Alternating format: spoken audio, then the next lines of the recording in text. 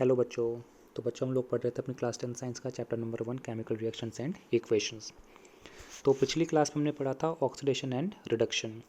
तो आज इस क्लास में हम देखने वाले हैं effect of oxidation reaction in everyday life. तो हमारी डे टू डे लाइफ जो हमारी होती है उसमें ऑक्सीडेशन के क्या क्या इफेक्ट होते हैं। तो दो इफेक्ट हमारे सिलेबस में दिए हुए हैं, पहला कौन सा कोरोजन और दूसरा कौन सा रेंसिडिटी। तो वन बाय वन देखते हैं होते क्या हैं। तो सबसे पहला टॉपिक हमारे पास क्या आया, कोरोजन आया। सबसे पहला टॉपिक क्या आया, कोरोजन। तो कोरोजन क्या होता है, the phenomena due to which metals are slowly eaten away by the reaction of air, water and chemicals present in the atmosphere is called corrosion. तो वो फिनोमिना जिसमें मेटल क्या होता है, ख़राब हो जाता है, मेटल ख़राब हो जाता है, ठीक है, bye the reaction of air, water and chemical. Air मतलब ऑक्सीजन, वाटर या फिर केमिकल जो हमारे एयर में प्रेजेंट होते हैं, एटमॉस्फेयर में प्रेजेंट होते हैं। तो जब मेटल इन में से किसी के साथ रिएक्शन करके, ठीक है, कोई अपने अंदर चेंजेस लेके आता है, ख़राब हो जाता है, तो क्या बोलेंगे, वो सब्सटेंस क्या हो गया, वो मेटल क्या हो गया, कोरोड हो गया। वो प्रोसेस क्या कहलाएगा, कोरोजन कहलाएगा। तो इसका एग्जाम्पल देखते हैं। सबसे पहला एग्जांपल, सबसे कॉमन एग्जांपल हमारे पास क्या है, रस्टिंग ऑफ आयरन। लोहे में जो जंग लग जाता है उसे क्या बोला जाता है, रस्टिंग ऑफ आयरन बोला जाता है, ठीक है। तो उसे बोलेंगे कोरोजन ऑफ आयरन। तो स्पेशल नाम क्या है इसका, रस्टिंग ऑफ आयरन। तो यहाँ पे आप दो पिक्चर देख पा रहे हैं, ठीक है, कि ये पार्ट हमारा क्या है, रस्टिंग ऑफ आयरन है, ठीक है, कि ये पार्ट सारा का सारा क्या हो गया, इसमें जंग लग गया, ठीक है। और हमारे पास क्या है, प्योर मेटल है जिसमें अभी कोई रस्टिंग नहीं हुई। और दोनों में फ़र्क क्या है, ठीक है। आप सभी को पता होगा कि जब लोहे में जंग लग जाता है तो वो उतना हार्ड नहीं रहता, वो धीरे धीरे क्या होता है, वीक होता चला जाता है। और उसकी जो अपीयरेंस है, उसकी जो शाइन है, वो भी क्या हो जाती है, लूज़ हो जाती है। तो कुछ चेंजेस आ जाते हैं, है ना। उन चेंजेस को भी देखेंगे वन बाय वन। तो फिलहाल क्या है कि लोहे में जो जंग लग जाता है, रस्टिंग ऑफ आयरन होता है, वो किसके अंदर आता है, कोरोजन के अंदर आता है, ठीक है। कोरोजन का एग्जाम्पल होता है। अच्छा, एक और एग्जांपल हमारे पास है टार्निशिंग ऑफ सिल्वर। जो चांदी होती है, आप लोगों ने नोटिस किया होगा, सालों तक अगर हम मतलब चांदी को रख देते, उसकी कोई मेंटेनेंस नहीं करते, तो वो चांदी काली पड़ जाती है, वो चांदी काली पड़ जाती है, ठीक है, वो सिल्वर काले रंग का हो जाता है। यहाँ पे कुछ एग्जांपल यहाँ पे पिक्चर में दिखाए भी हुए हैं, ठीक है, कि प्योर सिल्वर क्या होता है, बहुत ज़्यादा शाइनी होता है। लेकिन अगर लंबे टाइम के लिए, लॉन्ग टाइम के लिए हम उसको छोड़ देते हैं ऐसे ही बिना किसी मेंटेनेंस के, तो उसका जो अपर सरफेस होता है, टॉप सरफेस क्या होता है, धीरे धीरे ब्लैक होना शुरू हो जाता है, ठीक है। इसे क्या बोलते हैं, कोरोजन ऑफ सिल्वर। इसको टार्निशिंग ऑफ सिल्वर भी बोला जाता है, ठीक है। और एक और एग्जांपल हमारे पास है कोरोजन ऑफ कॉपर।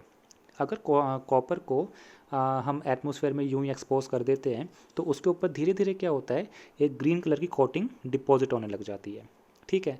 तो इसे क्या बोला जाएगा, कोरोजन ऑफ कॉपर बोला जाएगा, ठीक है। अब इसके अफेक्ट क्या होते हैं, ठीक है, अफेक्ट ऑफ कोरोजन क्या होता है।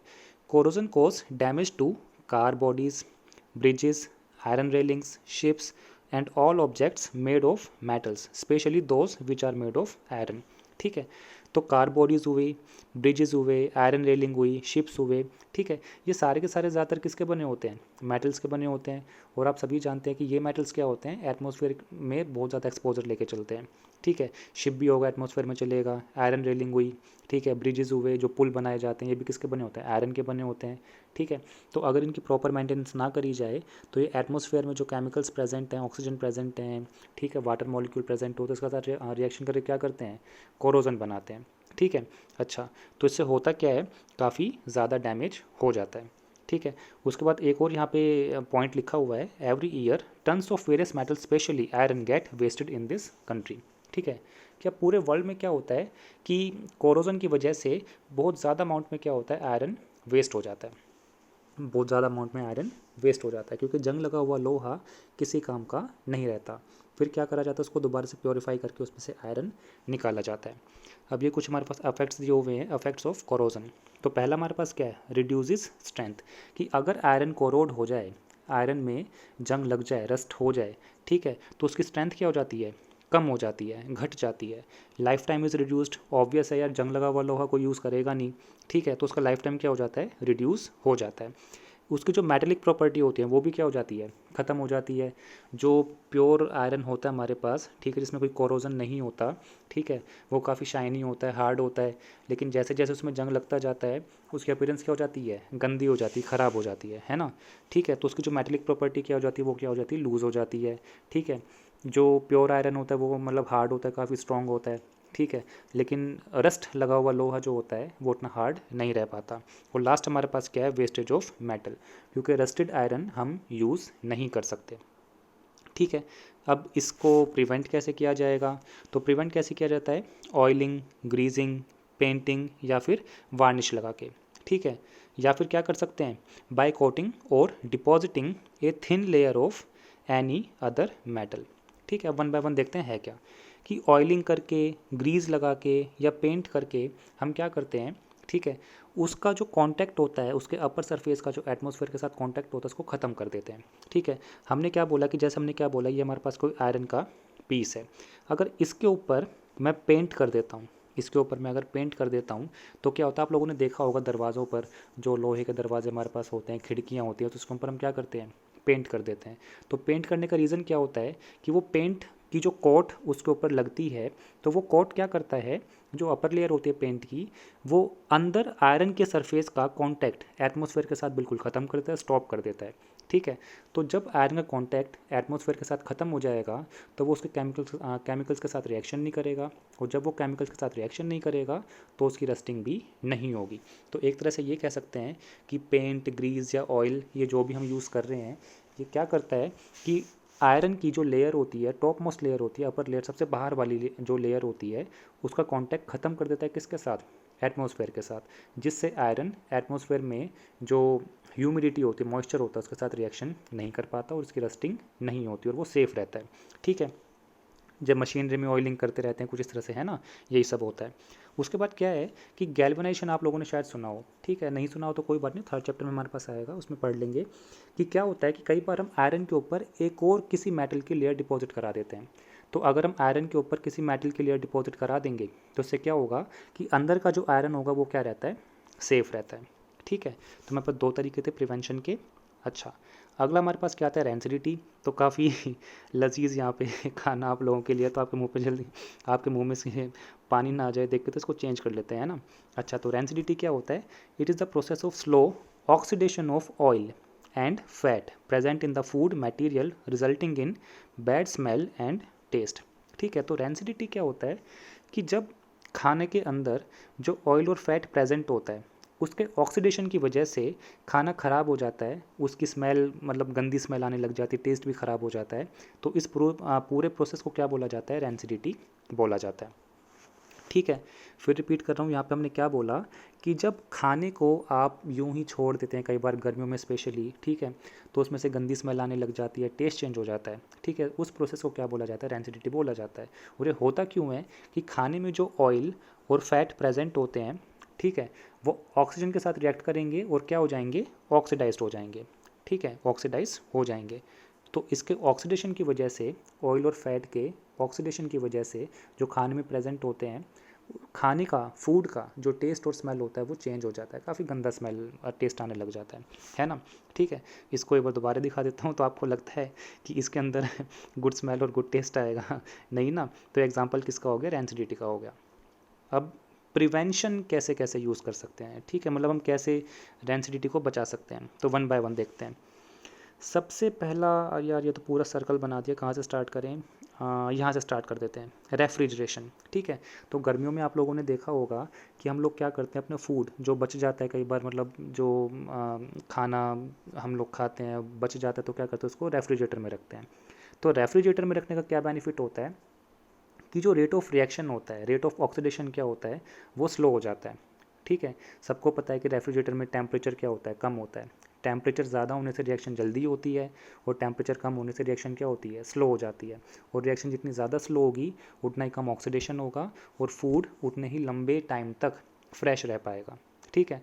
इसलिए क्या होता है कि हम ज़्यादातर चीज़ें अपने रेफ्रिजरेटर में रख देते हैं ताकि वो जल्दी ना सड़े, ठीक है, जल्दी ख़राब ना हो। उसके बाद अगला क्या दिया हुआ है, storing in a dark place. Storing in a dark place, dark place में रखने का मतलब क्या है कि सनलाइट से दूर रखना है। डार्क प्लेस में रखने का मतलब क्या होता है, सनलाइट से दूर रखना है। तो सनलाइट में खाना रखने से क्या होता है कि उसका जो रेट ऑफ रिएक्शन है, ठीक है, रेट ऑफ ऑक्सीडेशन है वो क्या होता है, इंक्रीज़ हो जाता है। तो टेम्परेचर और सनलाइट दोनों के दोनों क्या है, एक बड़े फैक्टर हैं रेट ऑफ ऑक्सीडेशन को बढ़ाने में। तो अगर हम रेफ्रिजरेटर में रख देते हैं, टेम्परेचर कम कर देते हैं, या फिर हम उसको डार्क प्लेस में मतलब अंधेरे में या मतलब ऐसी जगह पे जहाँ पे धूप ना आती हो, अगर ऐसी जगह खाने को रखें तो उसका जो रेट ऑफ ऑक्सीडेशन है वो क्या हो जाएगा, स्लो हो जाएगा। और जितना धीरे ऑक्सीडेशन होगा खाना उतने लंबे समय तक क्या रहेगा, फ्रेश रहेगा। अच्छा, उसके बाद अगला क्या दिया हुआ है, यूजिंग एयर टाइट कंटेनर।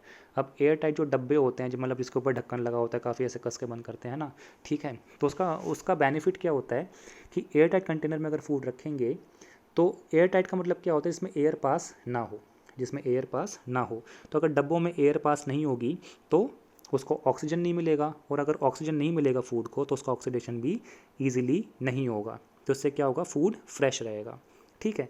तो एयर टाइट कंटेनर में रखना चाहिए फूड को, जिसको आप रख सकते हैं, ठीक है। उसके बाद यहाँ पे एक और एग्जांपल दिया हुआ है प्रिवेंशन का, यूजिंग एंटीऑक्सीडेंट। तो हम कुछ केमिकल यूज़ कर लेते हैं कई बार, ठीक है।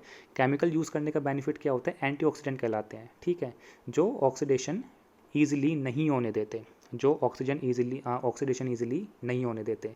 और कुछ यहाँ पे एग्जांपल दिए हुए हैं BHA एंड BHT, ठीक है। तो ये हमारे पास क्या होते हैं, एंटी ऑक्सीडेंट होते हैं जो ऑक्सीडेशन को प्रिवेंट करते हैं। और एक और एग्जांपल यहाँ पे दिया हुआ है, using inert gases in packaging. तो ये यहाँ पर चिप्स के कुछ यहाँ पे पैकेट दिए हुए हैं। तो होता क्या है, जनरली हम कुछ ऐसी गैसेस यूज़ कर सकते हैं जो रिएक्शन को प्रिवेंट करती हो, किसी भी तरह के रिएक्शन को प्रिवेंट करती हो, ठीक है। इनर्ट गैसेस बोलते हैं, नोबल गैसेस बोलते हैं। लेकिन जनरली क्या होता है, हम ये जो पैकेट्स आते हैं, ठीक है, चिप्स के या फूड के जो पैकेट्स आते हैं, उसमें क्या फिल करते हैं या किससे फ्लश करते हैं, उसको नाइट्रोजन गैस से फ्लश करते हैं। कारण क्या है कि जो नाइट्रोजन गैस होती है वो हाईली अनरिएक्टिव गैस होती है, ठीक है, हाईली अनरिएक्टिव गैस होती है। अनरिएक्टिव मतलब जो ईजिली रिएक्शन नहीं करती। तो जब हम उस फूड पैकेट को नाइट्रोजन गैस से फ्लश कर देंगे तो क्या होगा, वहाँ पे कोई रिएक्शन नहीं होगी, तो फूड ऑक्सीजन के साथ रिएक्शन नहीं करेगा, तो उसका ऑक्सीडेशन नहीं होगा। और फूड के अंदर जो पैकेट के अंदर जो फूड है, ठीक है, वो काफ़ी लॉन्ग टाइम तक, ठीक है, हम उसको यूज़ कर पाएंगे। यूजिंग ऑक्सीजन स्कैवेंजर, ठीक है। ऑक्सीजन स्कैवेंजर का मतलब होता है जो ऑक्सीजन को क्या कर लेता हो, एब्जॉर्ब कर लेता हो। तो अगर हम इसका यूज़ करें और कोई ऐसा सब्सटेंस जो ऑक्सीजन को क्या करता हो, एब्जॉर्ब करता हो, तो ऑब्वियस है वहाँ पे ऑक्सीजन बचेगी नहीं। और अगर ऑक्सीजन नहीं बची तो ऑक्सीडेशन नहीं होगा, और ऑक्सीडेशन नहीं हुआ तो रेंसिडिटी भी नहीं होगी, ठीक है। तो बच्चों हमारे पास लास्ट टॉपिक था हमारे इस चैप्टर का। आई होप आप सबको समझ में आया होगा, ठीक है। तो आज के लिए इतना ही। Thanks for watching, bye bye.